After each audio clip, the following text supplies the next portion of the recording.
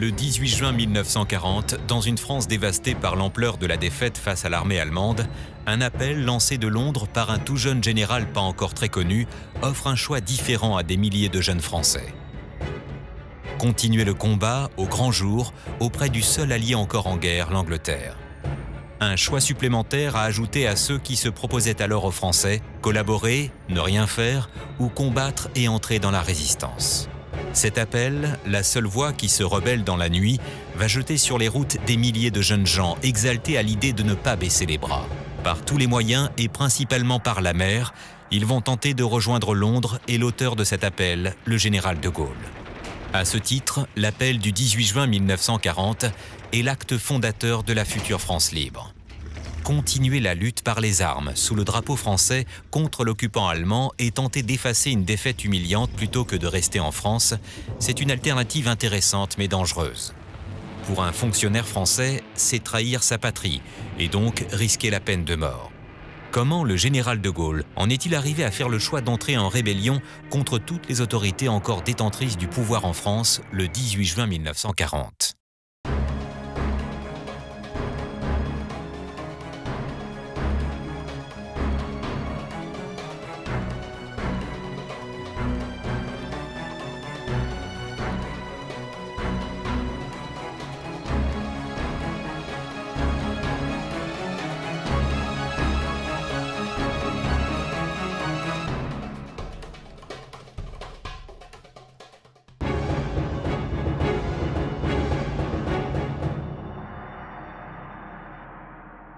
Malgré les nombreux appels au réarmement depuis le milieu des années 30, dont ceux répétés de Gaulle, rien n'est réellement mis en place pour moderniser ni réformer les forces armées françaises en vue de résister à la nouvelle armée allemande, forte de ses divisions blindées et motorisées, appuyée de son aviation moderne et mettant en œuvre une doctrine d'emploi novatrice.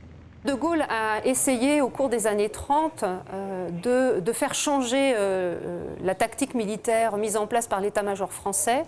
Il a consacré beaucoup de temps à écrire de nombreux ouvrages. On peut citer à ce titre en 1932 Le fil de l'épée ou encore en 1934 Vers l'armée de métier et pour terminer en 1938 La France et son armée. C'était déjà un iconoclaste parce qu'il s'opposait à l'état-major sur les grands choix stratégiques dans les années 30. C'est lui qui avait raison.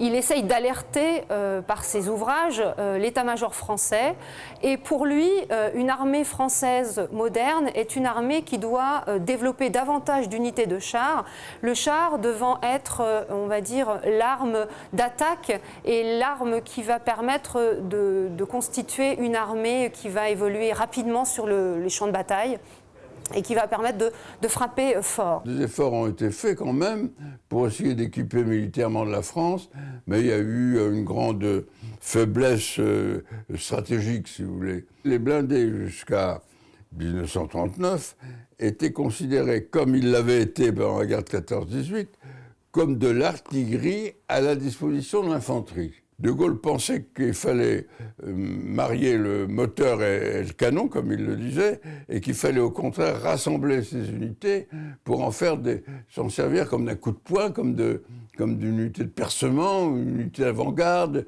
qui était capable d'aller gêner les arrières de l'ennemi, etc.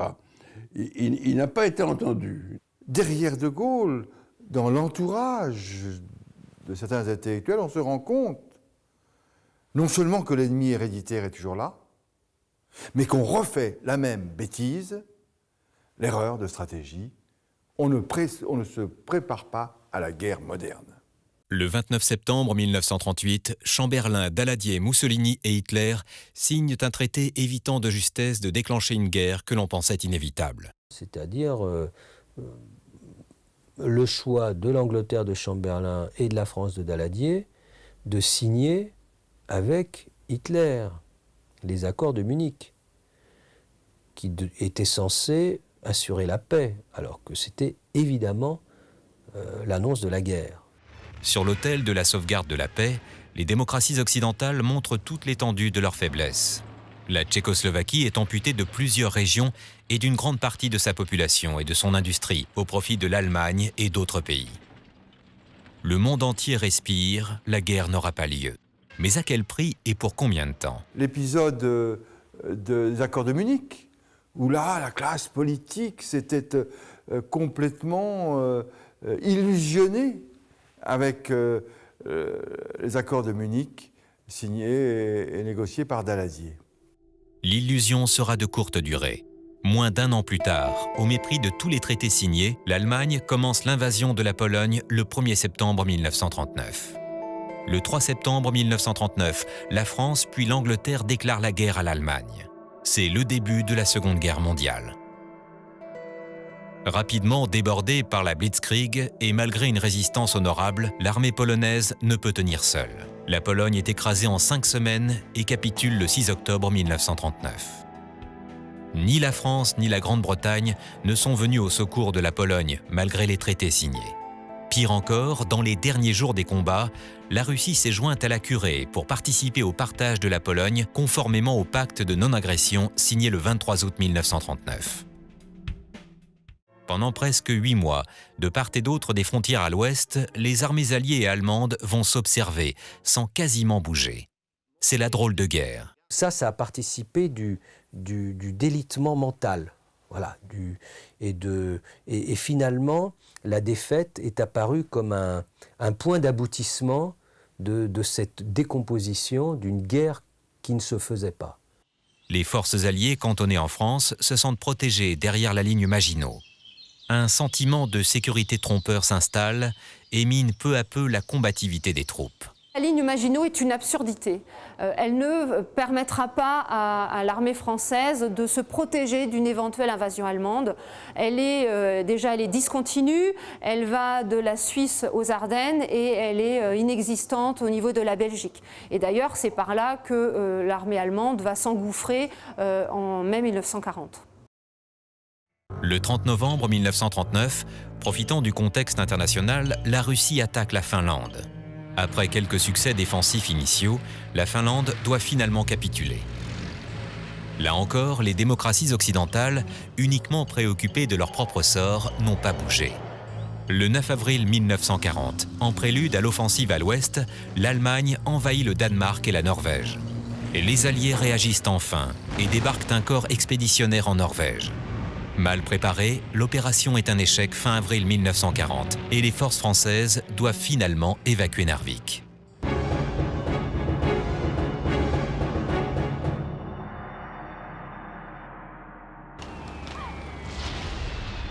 Le 10 mai 1940 au matin, l'armée allemande lance sa grande offensive en France, en Hollande et en Belgique. La grande bataille commence. Dès le premier jour, les forts belges et les ponts hollandais sont capturés intacts par les parachutistes allemands. En réponse, les forces anglo-françaises pénètrent en Belgique pour tenter de contre-attaquer. Incapable de résister, le 14 mai 1940, la Hollande capitule. La première des choses, c'est cette attaque du 10 mai 40 qui va semer le désarroi en Europe, puisque la Belgique et la Hollande sont attaquées sans déclaration de guerre. Et la France, qui est en guerre depuis le 3 septembre, est attaquée ce 10 mai. C'est la véritable guerre qui commence. Le 10 mai 1940, j'étais à Brest. La rade de Brest était noire de bateaux de guerre, ce qui nous paraissait normal, parce que la marine française était à l'époque la 4e du monde. Autrement dit, à Brest, on vivait dans une atmosphère de bâtisseurs d'empire. Dans le même temps, les 7 divisions blindées du groupe d'armée A traversent les Ardennes, réputées infranchissables aux chars. Et le 13 mai 1940, Guderian perce le front français à Sedan et franchit la Meuse. Partout, le front craque sous la pression des Panzers et de la Luftwaffe. Du 17 au 19 mai 1940, la 4e DCR, ou division cuirassée de réserve du colonel de Gaulle, contre-attaque à Montcornet et à Crécy-sur-Serre. Les 150 chars R-35 et B-1 bis de Gaulle arrêtent pour un temps la progression allemande. Il va mener une bataille importante en mai 1940 à Montcornet, où il va tenter à la tête de ses chars d'arrêter l'invasion allemande, mais cela ne suffira pas. Néanmoins, cette bataille qu'il va mener au niveau de Montcornet et d'Abbeville va être l'une des seules victoires de l'armée française à ce moment-là. Les chars B français étaient les plus puissants de tout le champ de bataille. Hein. C'était des armes redoutables, très puissantes. Manquait de moyens de transmission, mais très puissantes. Et quand les voyant arriver, un capitaine de DCA allemande, qui possédait donc des canons avec des vitesses de départ très fortes, a eu l'idée d'utiliser ces armes de DCA contre avions, contre les chars B français. Et malheureusement, ça a marché. Le 17 mai 1940, il est nommé général de brigade à titre provisoire. C'est pendant ces quelques jours d'espoir que se passe un événement méconnu. Le 21 mai 1940, dans la cour d'une ferme de Savigny-sur-Arde, De Gaulle fait un discours retransmis à la radio. Il appelle au combat et à ne pas perdre espoir. En effet, c'est le 21 mai 1940 qu'il lance à Savigny-sur-Arde, dans une cour de ferme, avec des moyens radiophoniques très limités, ce qu'on pourrait appeler l'appel avant l'appel. En effet, dans cet appel, il met en garde l'armée française et l'état-major français et l'invite à davantage développer d'unités de chars, mettant en avant que la guerre mécanique est en route et que l'armée française doit s'y préparer rapidement. En fait, dans le texte de l'appel de Savigny-sur-Arde, on a déjà en germe tous les termes et on a tous les propos de l'appel du 18 juin, puisqu'il met en avant cette nécessité de poursuivre la lutte et en s'appuyant sur une armée efficace, rapide, où le char a toute sa place. Le 21 mai, on a cherché dans la débâcle quelqu'un qui pourrait essayer de donner un peu confiance. Or, De Gaulle venait de gagner sur le terrain quelques avantages, donc on a cherché ce colonel qui était totalement inconnu du grand public. Parlait à la France et dit-leur que tout n'est pas perdu. Et effectivement, si on relit l'appel du 21 mai qui a été diffusé sur les antennes de la radio nationale française à l'époque, on voit beaucoup d'idées qui sont reprises après dans l'appel du 18 juin. Ce discours montre la volonté d'un homme de continuer la lutte coûte que coûte. Mais partout ailleurs, les armées françaises et alliées reculent. De Gaulle a sauvé l'honneur, mais sans toutefois inverser le cours des choses. Au nord, le piège se referme. Les Allemands atteignent la Manche près d'Arras. 45 divisions alliées sont encerclées dans la poche de Dunkerque. Le 27 mai 1940, l'opération Dynamo, l'évacuation par la mer des forces anglaises et alliées commence.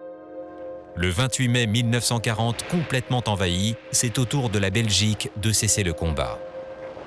Le 4 juin 1940, le dernier bateau anglais quitte Dunkerque. 340 000 soldats, dont 120 000 Français, ont été évacués vers l'Angleterre. Fort de son succès et de sa réputation, De Gaulle est pressenti pour un poste ministériel. C'est un choix difficile. Le 5 juin 1940, persuadé qu'il ne peut plus rien faire sur le terrain pour inverser le cours des choses, il accepte sa nomination comme sous-secrétaire d'État à la guerre.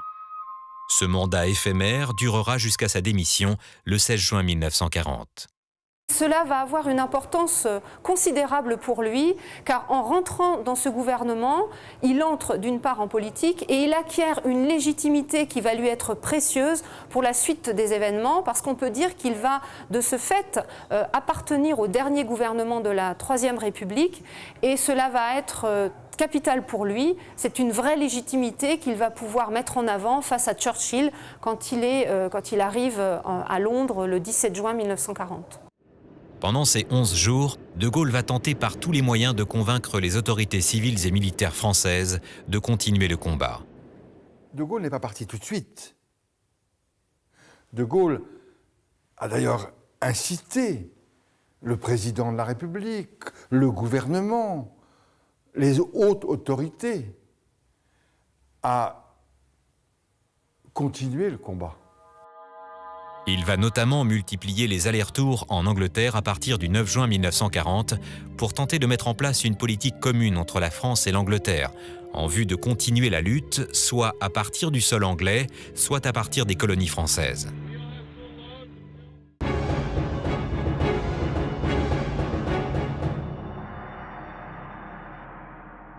La fin de l'encerclement à Dunkerque permet à l'armée allemande de se regrouper et de recentrer son offensive vers Paris et le centre du pays.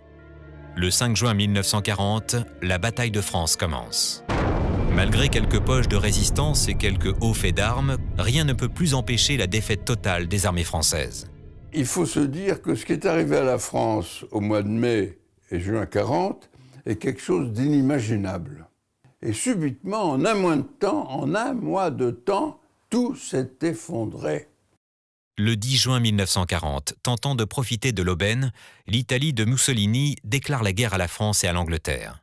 Le même jour, les Allemands traversent la Seine et atteignent les faubourgs de la capitale. La progression de l'armée allemande est très rapide, elle est très brutale, c'est la tactique qui s'impose et les Alliés, l'ensemble, vont subir des défaites militaires et la progression va être très rapide puisque l'attaque est le 10 mai et le 14 juin, les troupes allemandes défilent sur les Champs-Élysées. Devant l'avancée allemande, le gouvernement évacue Paris et se réfugie à Tours. La peur jette alors plus de 2 millions d'habitants de la région parisienne sur les routes, tentant de fuir l'arrivée des envahisseurs. 6 millions de Français vont parcourir les routes vers la Loire, vers la Bretagne, fuyant devant l'armée allemande.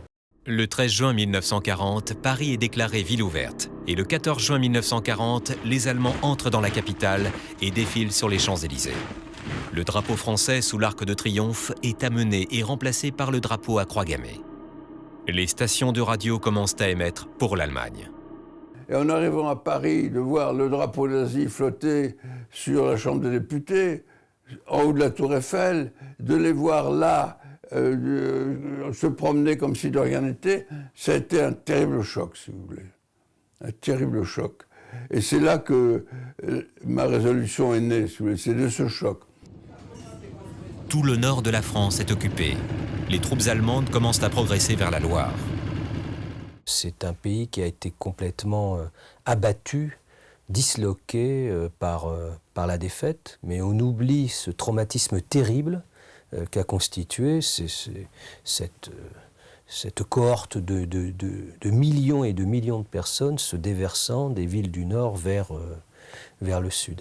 Pressé d'intervenir en France, Winston Churchill, le Premier ministre anglais, refuse d'envoyer les avions de la RAF, la Royal Air Force, combattre sur le sol français. Il prévoit l'effondrement de la France et la future bataille aérienne au-dessus de l'Angleterre.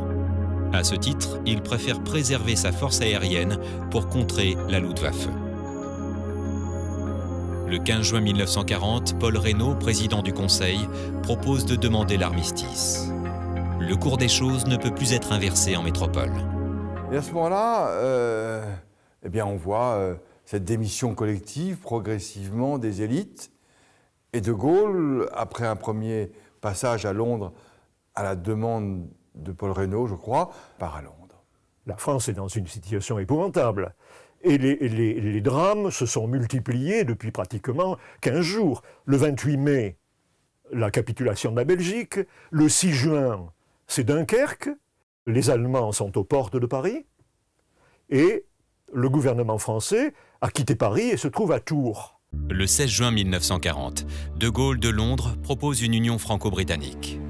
En accord avec Winston Churchill et proposée par Paul Reynaud, cette proposition est mal perçue et refusée par le Conseil des ministres. Paul Reynaud démissionne alors et le même jour, le maréchal Philippe Pétain est appelé au pouvoir pour tenter de sauver ce qui peut l'être. Dans la nuit même, du 16 au 17 juin, il a décidé de demander l'armistice à Hitler. Et le lendemain midi, du 17, sur Radio Bordeaux, qui a été bricolé, on entend Pétain annoncer qu'il faut cesser le combat. Il est certain que la grande figure de Pétain, magnifique figure, moralement même et physiquement, il était d'une grande beauté, c'est un très beau vieillard. Et effectivement, les Français n'ont pas su à quoi se raccrocher. Il n'y avait plus de gouvernement, il n'y avait plus d'assemblée, il n'y avait plus rien. Et il est apparu là, effectivement, comme le sauveur. Et personne ne pouvait penser que Pétain serait champion de la collaboration. Les autorités anglaises acceptent le principe d'une reddition française, à condition que la flotte française soit envoyée dans les ports anglais. Le non-respect de cette demande aura des répercussions dramatiques le 3 juillet 1940 à Mers-el-Kébir. Churchill a peur que les bateaux français ne cherchent à partir pour rejoindre la France ou bien ne se sabordent dans les ports anglais, encombrant les ports anglais. Le lendemain, le 17 juin 1940, Pétain prononce une allocution radiodiffusée où il déclare qu'il faut arrêter les combats et faire don de sa personne pour soulager le malheur de la France. Pétain, c'est « la guerre est finie ». Et d'ailleurs, son premier message du 17 juin 1940, c'est pour dire « les combats s'arrêtent ». Et puis alors, surtout, le maréchal avait trouvé cette formule magique « je fais don de ma personne à la France ». Alors, comment les Français ont-ils réagi? Il faut cesser le combat. J'ai l'impression secrète que c'était avec soulagement. Pourtant, la moitié du territoire est encore libre. La flotte française est puissante et intacte, et l'Empire français, fort de ses colonies, est inviolé, prêt éventuellement à combattre. Alors pourquoi tant de hâte à rendre les armes? Le 17 juin, au reçu de l'appel radiodiffusé du maréchal demandant de cesser le combat, l'Empire réagit à peu près unanimement en demandant de poursuivre le combat. Le plus virulent, c'est le général Noguès, commandant en chef du théâtre d'opération d'Afrique du Nord, qui dit il faut sauver l'honneur de la France et collaborer avec nos alliés britanniques. Le 22 juin 1940 à 18h30, l'armistice est signé dans la clairière de Retonde en forêt de Compiègne. Le 25 juin 1940, l'armistice entre en vigueur et les combats cessent sur tout le sol français. La France vaincue dépose les armes et entre pour plus de 4 ans dans l'occupation allemande. Et donc, les conditions d'armistice sont acceptées comme telles par le gouvernement de Bordeaux, hein, qui a été formé par le maréchal Pétain à la demande du président de la République qui lui a demandé de former le gouvernement après la démission de Paul Reynaud. Le désastre, la défaite militaire a entraîné la démission du gouvernement de Paul Reynaud. En prenant connaissance du discours de Pétain, De Gaulle s'interroge. Que doit-il faire? Rester à Londres et entrer en rébellion? Ne rien faire? Ou enfin se soumettre et collaborer? Ne rien faire n'est pas une option envisageable. Pour De Gaulle, collaborer jamais. D'autres attitudes étaient possibles. Certains avaient suggéré à De Gaulle de rester en France et d'organiser la résistance de France. D'autres avaient envisagé que celles et ceux qui voulaient résister à l'occupant se réfugient ou rejoignent l'Afrique du Nord, l'Empire français. Pour l'énergique générale, à titre provisoire, conscient de la grandeur de la France, la clandestinité n'est pas une solution acceptable. Les colonies sont trop éloignées de la métropole et n'offrent aucune possibilité d'asseoir sa légitimité en tant que France résistante. Après avoir incité toutes les autorités légales et légitimes à ne pas capituler, De Gaulle a considéré que son destin était d'incarner la République. La seule option matériellement envisageable, c'est donc Londres. Il lui faut agir à partir du sol anglais pour continuer le combat au nom de la France. De Gaulle choisit alors la rébellion. Le choix s'avère judicieux. Quelques heures après, De Gaulle, comme Georges Mandel le 17 juin 1940, aurait fait l'objet d'une arrestation pour sédition par le nouveau gouvernement Pétain.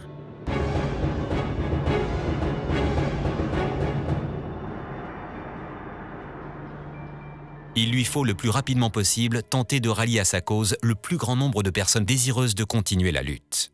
À la fois pour asseoir sa future légitimité, mais aussi pour profiter le plus possible de l'état de déliquescence des autorités en métropole. Mais comment se faire entendre? Il a tout de suite demandé l'autorisation d'utiliser la BBC, c'est-à-dire la radio britannique. Churchill, consulté, autorise alors De Gaulle à faire un appel radiodiffusé depuis Londres. Il est évident qu'il est certainement le premier qui s'est aperçu de l'importance de la radio. Et, comment pouvait-il faire autrement pour s'adresser aux Français, de surcroît? Et puis il n'était plus rien à ce moment-là, le 18, il faut bien rappeler ça. Le 18 juin 1940, De Gaulle lance son appel historique, en rupture définitive avec les autorités restées en France. À compter de cet instant, le retour en arrière n'est plus possible. En direct du studio B2 de la BBC à Londres, De Gaulle, d'une voix forte et claire, lit son appel au micro. Le texte de l'appel du 18 juin 1940 que tout le monde connaît n'est que la reprise incomplète du discours imprimé et placardé quelques semaines plus tard, le 3 août 1940 sur des affiches. C'est d'ailleurs le texte de ces affiches qui est considéré par tout le monde comme la retranscription du discours original, ce qui est totalement faux. Les 2 premières phrases, jugées trop sévères par les Alliés, espérant encore négocier avec les autorités françaises la neutralisation de la flotte française, ont été supprimées à la demande de Churchill. Le texte commence par une phrase d'espoir.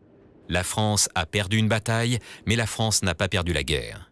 Et il continue par « rien n'est perdu ». Dans son appel, De Gaulle développe ses idées en rappelant que la guerre est une guerre mondiale et que des forces immenses ne sont pas encore intervenues. Les États-Unis, bien sûr, mais aussi les empires coloniaux français et anglais. Il annonce la suite, si vous voulez, en fait. Il dit, bon, la France a perdu. La fameuse formule, elle n'est pas du 18 juin, elle est du mois de juillet. Enfin, en gros, il a dit, la France perd une bataille, d'accord, mais la guerre n'est pas perdue. Des forces immenses, bon, l'Angleterre était toujours là, elle n'était pas envahie, et puis l'Amérique était là dans l'attente de ce qu'allait se passer. Donc il dit, des forces immenses vont jouer, cette guerre est mondiale, c'est pas une guerre européenne, c'est une guerre qui va concerner le monde entier, il ne pouvait pas mieux dire. Donc regroupons-nous, que tous ceux qui veulent continuer me rejoignent, on va faire ce qu'on va pouvoir. Encore une fois, tout montre que De Gaulle se fait une certaine idée de la grandeur de la France et souhaite la faire partager à tous ceux qui veulent lutter pour sauver la patrie en péril. Pour les militaires comme pour les autres serviteurs de l'État, on a un double obstacle. D'abord, l'obstacle du choix de la résistance. Et on a vu que le choix de la résistance était le fait d'une minorité. Donc, premier obstacle. Mais le deuxième obstacle, c'est qu'il faut désobéir à l'autorité de tutelle. Il fallait qu'ils rompent avec ce qui était au cœur de leur idéologie, le devoir d'obéissance. C'est un défi lancé à l'adversité, un appel vibrant au patriotisme. Un texte avec des mots simples mais percutants, imputant la fin des combats en métropole à des gouvernements cédant à la panique et oubliant le sens de l'honneur. Le but essentiel de cet appel est clair, convaincre et rassembler des hommes pour créer une armée de reconquête et avoir du poids dans les futures opérations militaires qui permettra à la France de siéger en bonne place à la table des vainqueurs de la guerre. À la fin de son discours du 18, il dit qu'il reparlera le lendemain, ce qu'il fait. Le lendemain, le 19 juin 1940, il fait un nouveau discours à la radio. Dans la guerre mondiale qui est en cours, la France a été vaincue à l'avant-garde. Le discours est plus agressif envers les autorités françaises. La démarche devient plus politique. Churchill laisse faire, s'étant rendu compte qu'il n'y a plus rien à attendre des autorités françaises. Quand on compare les 2 discours, on s'aperçoit que le maréchal Pétain, sa vision est sur la France exclusivement, alors que la vision du général est mondiale, au fond. Et c'est là, au fond, pour quelle raison le général, dès l'origine, a été certain qu'un jour, nous ferions partie des vainqueurs et que le monde libre gagnerait la guerre. Il dit, au nom du peuple français, moi, général de Gaulle, etc. Au nom du peuple français. Enfin, De Gaulle parlant au nom du peuple français le 19 juin. C'est-à-dire qu'il se projette dans une sorte d'essentialité de la France qu'il représente, mais qui évidemment pas la somme des avis des Français de l'époque. Enfin, le 23 juin 1940 est constitué un comité national français qui sera l'organe politique de la France résistante. L'appel du 18 juin 1940, bien que peu diffusé, est entendu. Relayé par la presse, il sera d'ailleurs beaucoup plus lu qu'entendu.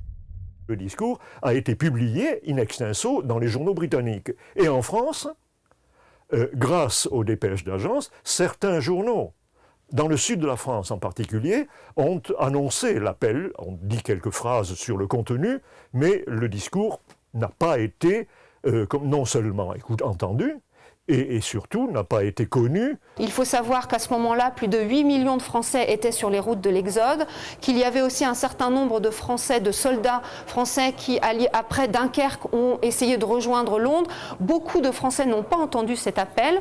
Alors on sait qu'il a été diffusé par la BBC et rediffusé le 19 dans le nord de la France, dans l'ouest.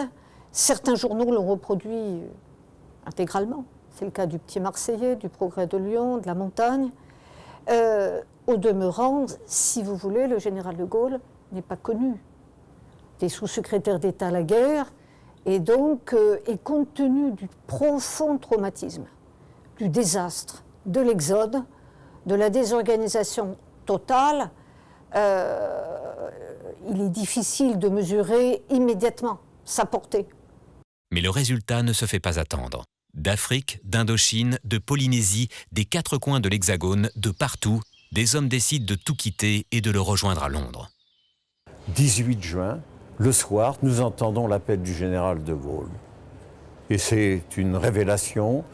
Nous ne connaissons pas cet homme. Nous savons qu'il est général. Nous disons un chef militaire qui s'exprime, qui est à Londres et qui appelle au combat, qui déclare d'abord que la guerre va devenir mondiale, ce que personne n'a jamais dit. C'était quand même un événement assez extraordinaire. Il en est venu, ralliant De Gaulle, du monde entier. Il en est venu d'Amérique centrale, d'Amérique du Sud, il en est venu des Antilles, il en est venu de Nouvelle-Calédonie, il en est venu de Wallis et Futuna, il en est venu d'Indochine, il en est venu de partout. Je n'ai pas entendu l'appel du général de Gaulle. Mais par contre, mon père, qui était donc bouleversé, littéralement bouleversé par l'avance allemande, était persuadé que la France tiendrait l'engagement qu'elle avait pris quelques semaines plus tôt de ne pas traiter séparément avec l'Allemagne. Et par ailleurs, son bon sens lui commandait de croire que la guerre n'était pas perdue. On avait perdu une bataille, mais pas la guerre. Donc il m'a donc dit, pars en Angleterre, fais ton devoir et tâche de revenir midship. Le 18 juin, je peux vous certifier, puisque je suis parti le 18 juin, que les gens qui sont partis le 18 juin sont partis sans avoir entendu l'appel du général de Gaulle. Tout simplement, ils ne voulaient pas rester sous le... Là, les Allemands étaient attendus le lendemain, et il est bien évident qu'on ne voulait pas rester... voir les Allemands arriver, être occupés sous le joug de l'ennemi. Refus de se soumettre, appel de l'aventure, volonté de combattre pour la France, nécessité de fuir pour des raisons politiques ou religieuses, négation de la défaite. Donc s'engager dans la résistance, rallier De Gaulle, veut dire pour ces personnes qui font ce choix, c'est un engagement souvent personnel, qui est effectué, où on prend des risques pour soi, mais on prend des risques aussi pour les siens. Il y a des gens qui ont rejoint Londres sans avoir entendu l'appel, mais en ayant entendu le discours du maréchal Pétain du 17 juin, invitant les Français à cesser le combat, ce qui paraissait inacceptable. Et puis c'est en arrivant en Angleterre qu'ils font leur choix. Jeunes, anciens, communistes, juifs, socialistes, de toutes origines et de toutes confessions, de toutes les classes sociales sans distinction, des milliers d'hommes. Le 18 juin 1940, à l'issue de l'appel qui a été lancé à la BBC, deux choix se proposent aux Français. Soit, après le discours de Pétain, entrer dans la voie de la collaboration. Donc là, c'est un choix que certains Français vont faire. L'autre choix, l'autre vision de la France, c'est celle de De Gaulle, qu'il propose le 18 juin 1940. On peut dire que l'appel du 18 juin est un véritable espoir, est une autre façon de voir la France. De Gaulle propose en effet une France qui poursuit la lutte. Il veut à tout prix maintenir la France dans la guerre. Et on peut dire qu'à l'issue de cet appel, certains vont s'engager dans cette France libre. Pour des gens différents, de croyances politiques différentes, de croyances religieuses différentes, de situations sociales différentes, il y a eu, face à l'écrasement de la France, face à la déclaration de Pétain, face à la présence de cet ennemi, face à cette politique de collaboration qui s'est trouvée engagée très très vite, ça a été un refus catégorique de ce choix imposé par Vichy. Donc les exigences de la conscience, qui étaient ce qu'on avait conscience de vivre au sein d'une communauté qu'était la France, exigeaient que nous fassions quelque chose. Quand le général de Gaulle a lancé son appel, la réaction de l'Empire, c'est de dire il faut continuer le combat. Le cas de l'île de Sein est à ce titre exemplaire. La quasi-totalité de la population masculine, 133 hommes poussés par leur famille et refusant d'être sous domination allemande, va embarquer sur des bateaux pour gagner l'Angleterre et rejoindre les futures forces françaises libres, les FFL. Le 18 juin 1940, j'étais à l'île de Sein, j'habitais chez mes parents. J'ai entendu l'appel du général de Gaulle. La plupart des gens se rassemblaient là, devant l'hôtel de Madame Menou. Je n'avais jamais entendu parler du général de Gaulle avant juin 40. Tout le monde avait entendu, vous savez, ici c'était une grande famille. Hein. Quand il y avait quelque chose de nouveau sur l'île, on entendait de suite. Il y avait quelques personnes qui avaient entendu, mais tout le monde n'était pas présent à l'appel du général de Gaulle. Mais c'est après, par les rumeurs, tout le monde a su qu'on avait capté l'appel du général de Gaulle. Ils auraient pu faire le mauvais choix, choisir la défaite ou choisir de continuer le combat. Ils ont suivi donc ce fameux appel d'un inconnu parce qu'ils avaient envie de continuer le combat. Hein, c'était un choix délibéré et c'est la raison pour laquelle, d'un commun accord, ils sont tous partis rejoindre donc ce fameux inconnu qui était donc le général de Gaulle. J'ai averti mon père que je désirais partir en Angleterre avec les bateaux qui se préparaient à partir. Il est mieux que je parte plutôt que de rester. Parce que vous imaginez un instant qu'ils ont quand même réfléchi, ils ont discuté entre eux avant de partir. On ne pouvait pas partir comme ça sur une simple idée de rejoindre un homme qu'on ne connaissait pas. On a rejoint l'Angleterre après beaucoup de discussions. Le soir même, j'étais parti là, avec le bateau des vedettes des ponts et chaussées, là, les ravitailleurs de phare, la Véleda. Le 18 juin 1940, j'étais sur l'île de Sein et donc mon père est parti ce jour-là pour l'Angleterre. Il est parti avec la Véleda. Il était marin-pêcheur. Ça a été dur de le voir partir, très dur. Mon père est parti le 22 ou le 23 juin. On trouvait triste de voir le père partir et de revenir avec la mère toute seule, quoi. Les premiers bateaux qui sont partis sont d'abord le Zénith, qui était le bateau qui faisait la liaison entre l'île de Sein et Audierne, bateau de transport de passagers et aussi de marchandises. Le Véleda, qui était le bateau qui faisait le ravitaillement des phares, et aussi, bien sûr, les bateaux de pêche, tels le Rouen-les-Arpéors, le Marie-Stella, hein, et par la suite encore le Corbeau des Mers. Le jour après, il y avait 3 ou 4 bateaux qui sont partis. C'était principalement des pêcheurs. Là. Eh bien non, ils ont choisi, je dirais, la difficulté. Ils ont choisi de continuer le combat. Et c'est là où leur acte est héroïque.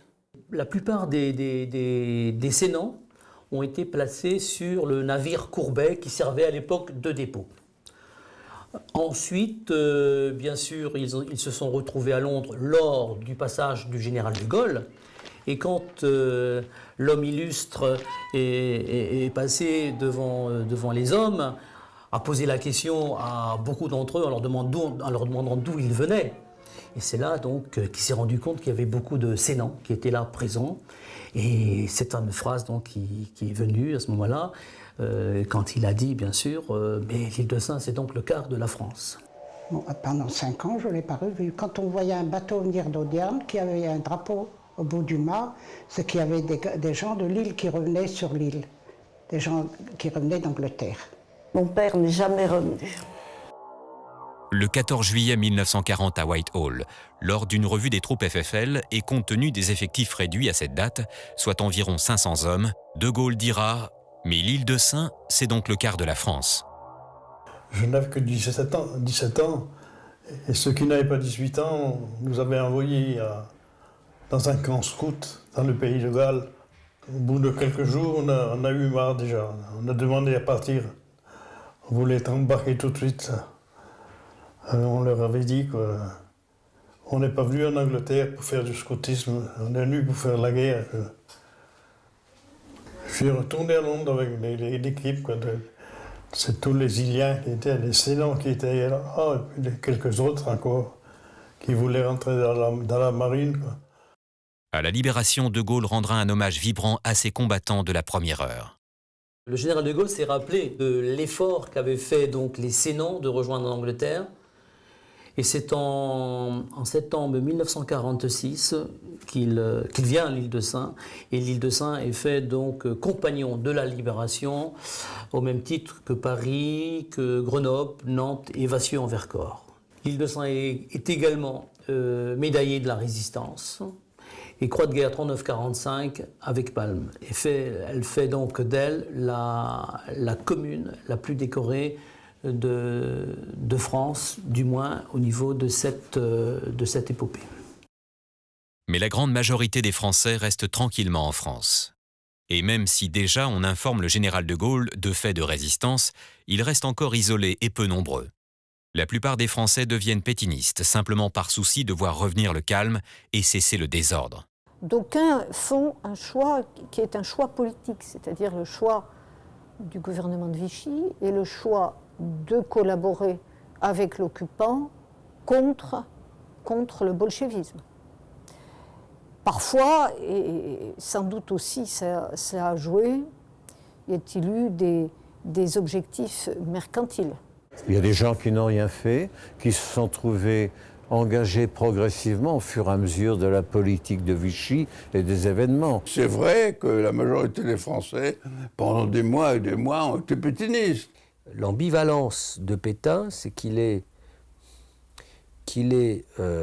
l'homme de la défaite, l'homme qui accepte de signer l'armistice, qui va même demander l'armistice, et en même temps, c'est le symbole d'une France maintenue. Et ça, c'est une illusion. Le 10 juillet 1940, la République est abolie et l'État français la remplace avec à sa tête le maréchal Pétain. Le nouveau gouvernement installé à Vichy depuis le 1er juillet et dirigé depuis le 11 juillet 1940 par Pierre Laval s'engage dans la voie de la collaboration avec les forces d'occupation allemandes. Le choix possible, eh bien, c'est que l'extrême droite qui a poussé Pétain au pouvoir se sont jetés à fond dans la collaboration. On a retrouvé des gens qu'on avait connus au moment de la cagoule qui étaient donc à Vichy. Pour eux, c'était leur espérance, c'est que l'Europe devienne allemande. Nous avons d'autres camarades qui ont été séduits par cette force, qui ont adhéré au mouvement de collaboration, qui se sont engagés dans la LVF, dans d'autres structures, dans la milice. Il y avait 44 000 Français dans les services de la milice. Face à la position de De Gaulle, les Alliés sont d'abord sceptiques. Franklin Roosevelt, le président des États-Unis, est irrité et refuse de le reconnaître comme l'autorité française et continue de garder des relations avec le régime de Vichy, considéré comme le seul légitime. Churchill, en revanche, le reconnaît comme une force émergente. Il reconnaît officiellement la France libre et combattante le 28 juin 1940, malgré les faibles moyens à sa disposition. Churchill dira d'ailleurs à De Gaulle « Vous êtes seul ? Eh bien, je vous reconnais seul. » Avec l'appui de Churchill, il a progressivement incarné la résistance. La résistance politique et la résistance militaire. Car la thèse de De Gaulle, c'était que la guerre était une guerre mondiale et que la France ne pouvait pas être absente de cette guerre mondiale. Elle devait être dans le camp des vainqueurs et non pas dans celui des vaincus. La réaction des autorités françaises ne tarde pas. De Gaulle est d'abord sommé de rentrer en France pour se soumettre à un conseil de guerre. Suite à son refus, il est condamné le 3 juillet 1940 à 4 ans de prison et rayé des cadres de l'armée. Mais ce jugement, considéré trop clément, est cassé. Le 3 août 1940, un nouveau jugement par contumace est rendu contre De Gaulle. Il est condamné à mort pour trahison et désertion par les autorités de Vichy, à la dégradation militaire et à la confiscation de tous ses biens. L'impact de l'appel du 18 juin sur De Gaulle a été important puisque les jours qui ont suivi l'appel, De Gaulle a été condamné par un tribunal militaire par le gouvernement de Vichy et il a été condamné à mort. Il a fait l'objet donc d'une propagande où il est ridiculisé, où son action est minimisée. On le voit en baudruche et où on essaye ainsi de minimiser son action et de réduire son importance. De Gaulle est devenu un proscrit et un condamné à mort. Il lui faut désormais convaincre les alliés de sa valeur. Tout le combat ensuite pour lui, ça va être d'affirmer sa légitimité face à Pétain. D'emblée, c'est la question. Il va nier la légitimité de Pétain. Et il va l'affirmer, lui, la sienne, comme étant celle de la nation éternelle et celle du peuple. Et tout son combat pendant les années qui vont suivre, les 4 années qui vont suivre, ça va être d'imposer, de s'imposer comme le représentant de la nation française. Et pour cela, il ne lui reste plus qu'une seule solution, vaincre. Et pour vaincre, il lui faut constituer une armée, les futurs FFL. L'appel du général de Gaulle et la démarche du général de Gaulle, c'est d'inviter les hommes et les femmes, parce qu'il y a des femmes aussi qui ont rejoint, à rejoindre pour créer une force, les forces françaises libres, et donc que toutes les bonnes volontés rallient. Le général de Gaulle, au fond, est un homme désarmé. Il est à Londres, entouré de quelques poignées de fidèles, et c'est là où, lentement, très lentement, il va réussir à conquérir l'opinion.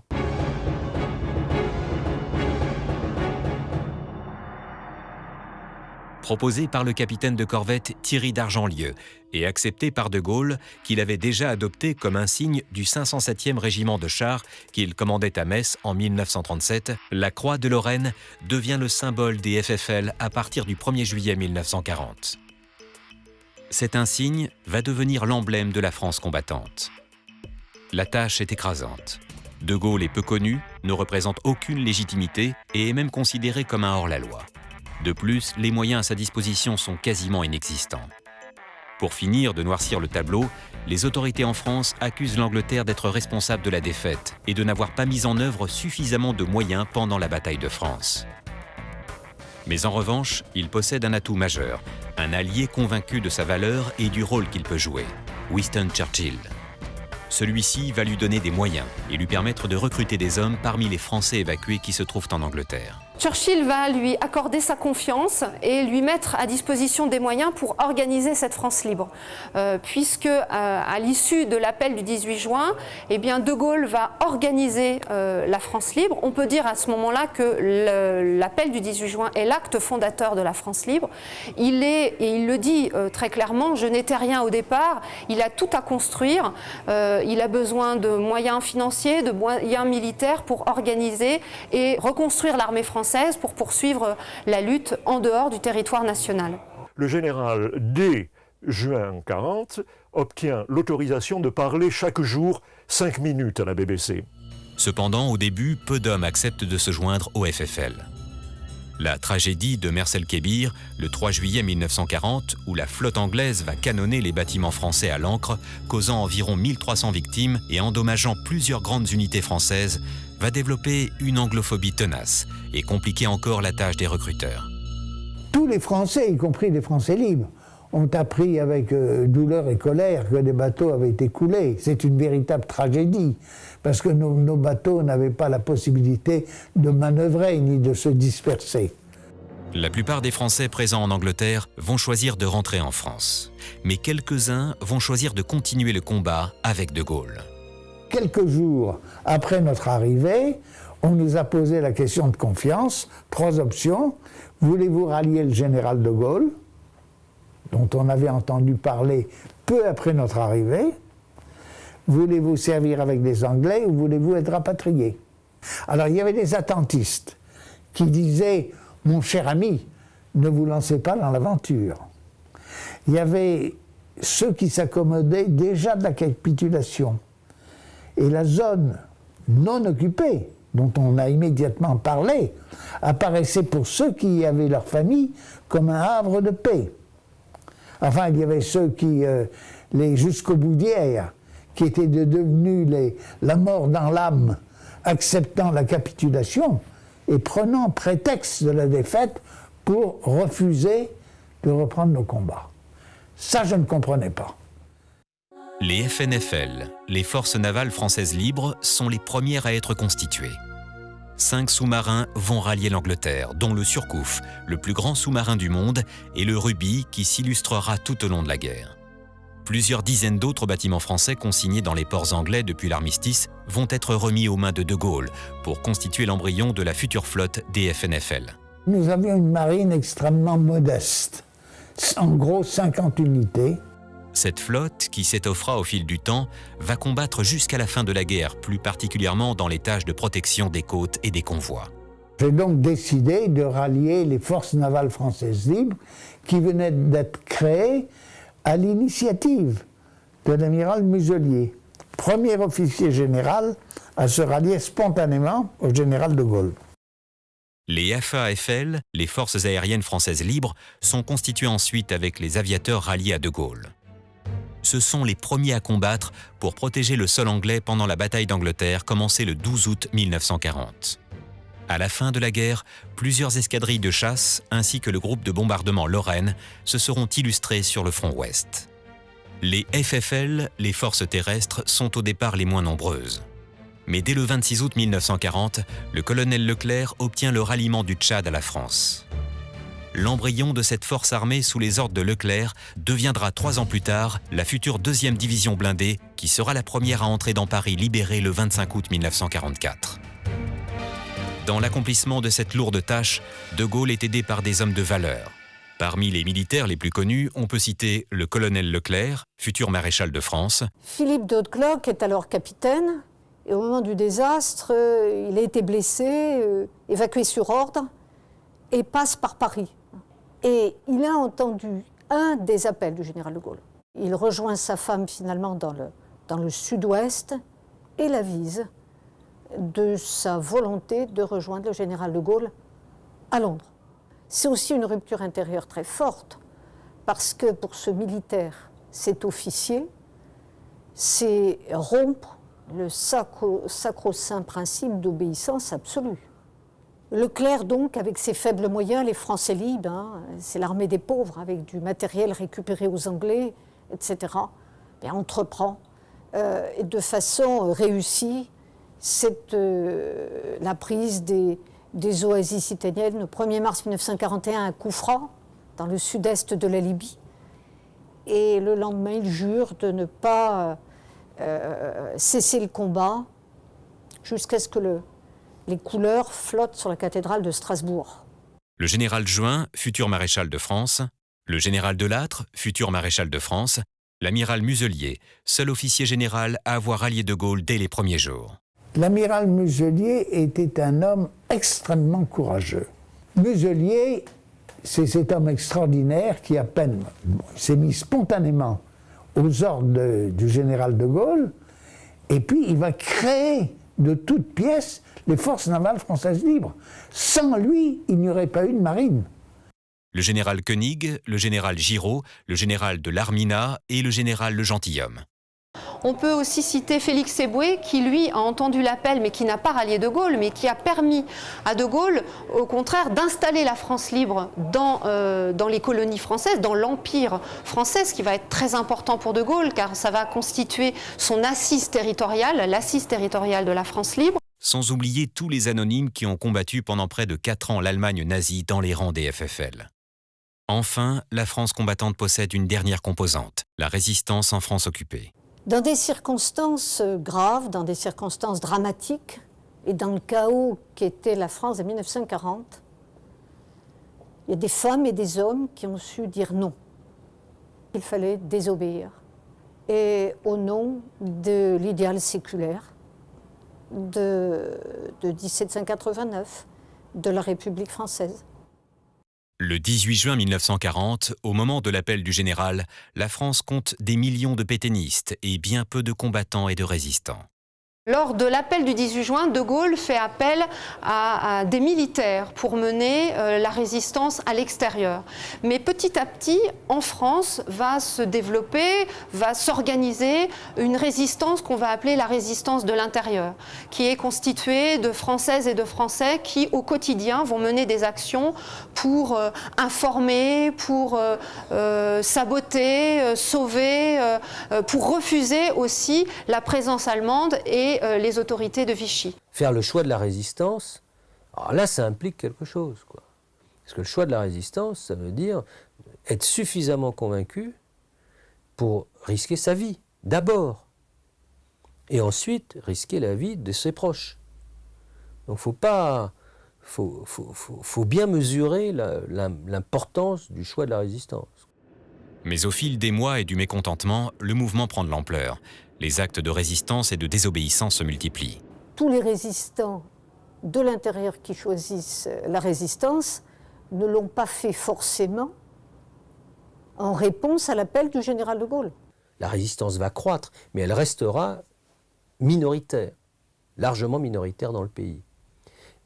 Mais on aura toute une palette de comportements qui seront des comportements de refus, de rejet, de critique. Ces ralliements, si vous voulez, se font en plusieurs temps. Il y a les ralliements immédiats, et puis il y a des ralliements à d'autres moments. Plus tard, lors des différents théâtres des combats de la France libre, puisque il y a le ralliement de l'Empire. Des réseaux se créent d'abord pour faire passer hors de France opposants politiques, espions, soldats évadés ou encore juifs et personnes recherchées par la Gestapo. Viennent ensuite la création des réseaux et maquis combattants. Les mouvements, les groupes, plus exactement, sont nés autour parfois d'un journal, d'une action et dans le souhait d'informer et de faire quelque chose. C'est le bricolage héroïque du début. Et petit à petit, elle va s'organiser avec des mouvements qui vont se créer avec des réseaux de renseignement et d'action à côté. Et petit à petit, chacun gardant son autonomie, il va y avoir une résistance qui va couvrir progressivement toute la France et nos régions. Ce sont ces milliers de jeunes qui, refusant de partir au STO, ont rejoint des maquis. D'autres se sont investis avec la même optique, résister dans la résistance intérieure. Ce sont les réseaux, alors qu'ils se sont progressivement étoffés, progressivement organisés. Et puis il y avait même des résistants qui étaient en Afrique du Nord ou ailleurs. Le premier travail pour les autorités de la France libre est d'identifier ces réseaux et maquis, de s'en faire reconnaître et d'obtenir leur subordination au général à Londres. Il est important pour le général de Gaulle de s'enquérir de ce qui se passe en France, de la résistance, et que la résistance se rallie à sa cause. Et puis progressivement, ça a été, je pense, l'habileté de Gaulle, ça a été d'incarner aux yeux de tous, finalement, parce qu'il fallait un symbole, cette résistance à l'oppression et à Vichy. C'est une tâche de longue haleine, difficile et dangereuse en territoire occupé. Organiser des mouvements sous la pression de l'ennemi, un pays occupé, etc., c'est quelque chose qui ne venait pas tout de suite à l'esprit. Les liaisons étaient très longues à mettre au point. Très longues à mettre au point, et en plus, les Allemands ont trouvé assez rapidement des méthodes de détection pour les petits émetteurs, et qui étaient très efficaces, très efficaces. Le 22 juin 1941, après l'invasion de la Russie, les communistes vont massivement intégrer la résistance. Les FTP communistes, francs-tireurs partisans, habitués à la clandestinité, vont être longs à accepter l'autorité de De Gaulle. Et évidemment, l'attaque contre l'Union soviétique va confirmer et amplifier le tournant quelques mois plus tard, en juin 1941, et là même le Parti communiste va s'engager dans la lutte armée. La résistance, qui au début, malgré tout, est assez timide, va commencer d'abord avec l'invasion de l'Union soviétique, c'est-à-dire en juin 1941, et puis en masse, à partir d'un décret de Laval, à la fin de l'année 42, il prend une décision, il se soumet complètement aux Allemands en envoyant les jeunes Français travailler en Allemagne. Il y a bien sûr cette résistance qui va s'organiser petit à petit, qui va grossir en nombre, et à partir de 1943-1944, cette résistance va, grâce à l'action de personnes comme Jean Moulin à partir de 1942, mais aussi de Pierre Brossolette, va s'organiser et s'unifier pour ensuite reconnaître De Gaulle comme chef unique de la résistance. C'est ce qu'a dit De Gaulle, faire l'unité autour de ma personne. Et de la part des résistants, tout au long des événements de la guerre et en fonction de l'évolution de la guerre, il y a des hommes et des femmes qui ont commencé la résistance et qui rejoignent Londres pour poursuivre la lutte, pour poursuivre le combat. Ces mouvements de résistance vont, à travers l'action de Jean Moulin qui va fonder le CNR, le Conseil national de la résistance, ainsi permettre à De Gaulle d'apparaître en 1944 comme le seul et unique chef de la résistance extérieure et la résistance intérieure. Ce n'est qu'en 1943, avec la création du CNR, le Comité national de la résistance, que toutes les composantes de la résistance en France vont enfin être réunies sous commandement unique. C'est aussi important puisque le Conseil de la résistance qui est mis sur pied par Jean Moulin, c'est un organisme unique dans un pays occupé par le Troisième Reich. Mieux organisée et encadrée, agissant dans un cadre global, la résistance va jouer un rôle essentiel dans la libération de la France, notamment dans la préparation du débarquement du 6 juin 1944. Parmi tous ces hommes, maquis et réseaux, quelques noms sont entrés dans l'histoire. Mais aucun ne deviendra aussi célèbre qu'un jeune préfet de la région lyonnaise, Jean Moulin. Jean Moulin est préfet d'Eure-et-Loir depuis le début de l'année 1939 et il est donc en poste à Chartres. Il a cherché à se faire mobiliser sous les drapeaux, mais il est rappelé à l'ordre par le ministre de l'Intérieur duquel il dépend, qui lui indique qu'il sera plus utile, compte tenu de son âge, à la préfecture, au siège de la préfecture d'Eure-et-Loir, à Chartres, que sous les drapeaux. Pour Jean Moulin, il ne l'entend pas. Alors, au demeurant, Jean Moulin est un préfet qui est resté à son poste conformément aux ordres. Ce qui est plus particulier, c'est que c'est un premier geste fort. Il sait ce qu'est le nazisme, donc il a un refus absolu, ce qui, en cela, est pionnier de la résistance. Du 18 juin 1940 au 8 mai 1945, comme les résistants en France occupée, les forces armées de la France libre vont combattre âprement sur tous les fronts. De Koufra à Tobrouk, de Bir Hakeim à la Tunisie, de l'Afrique du Nord à Monte Cassino, tous les premiers grands combats des FFL des années 1941 à 1944 sur le front méditerranéen ont été des pages glorieuses de l'histoire des armées françaises. Automatiquement, les forces françaises libres sont partout au cœur de ces combats. Et c'est la démonstration aux autres alliés de l'efficacité des forces françaises libres.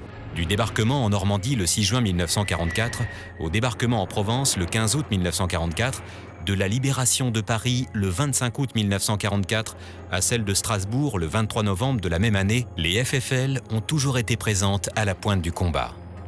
Le serment de Koufra a été tenu.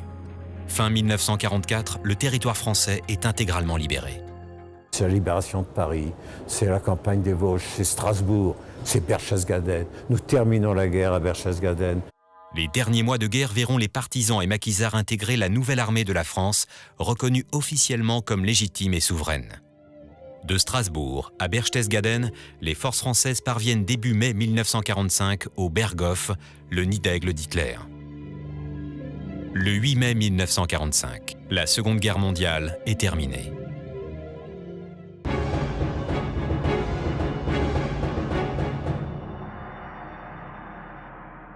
Le 18 juin 1940, l'appel du général de Gaulle met les Français face à eux-mêmes, en leur offrant une alternative à l'acceptation de la défaite et de la collaboration. Cette voie, pour beaucoup de Français, c'est la voie de la République française, c'est la voie de la France, c'est la continuité. Et le rapport que de Gaulle va semer à ce moment-là, ce rapport avec les Français, sa légitimité particulière, elle vient de là, de cet appel. C'est lui qui, le 18 juin 40, a, entre guillemets, sauvé l'honneur de la France. Quel est le poids du libre arbitre dans un contexte particulier et quel est le poids du contexte? Qu'est-ce qui prime? Est-ce qu'on arrive à surmonter le poids des contraintes extérieures, en quelque sorte, pour un choix intérieur? Est-ce qu'on peut être résistant alors même que tout devrait nous pousser à collaborer ou à être derrière le Führer? Dans une situation impossible, invivable, où tout n'était que chaos, effondrement, un acte de caractère, un acte d'espérance tel que celui de l'appel du 18 juin est la démonstration que dans les circonstances les pires, avec de la conscience, du caractère et de l'idéal, on arrive à redresser ces situations. En fait, c'est un appel à la conscience individuelle, et à la nécessité de réfléchir soi-même dans sa propre vie pour que, au bout du compte, en situation exceptionnelle, le choix qu'on fera sera celui de la liberté. Mettez-vous dans la situation où, s'il arrive quelque chose, la question ne se pose pas. Engagez-vous avec les choix que vous voulez, mais agissez pour que quand viendra, j'espère qu'il ne viendra pas, mais le moment où s'imposeront des choix beaucoup plus lourds, beaucoup plus durs, par exemple de résister à un régime autoritaire, la seule solution pour vous, c'est effectivement d'être acteur et donc de résister. Il faut être acteur de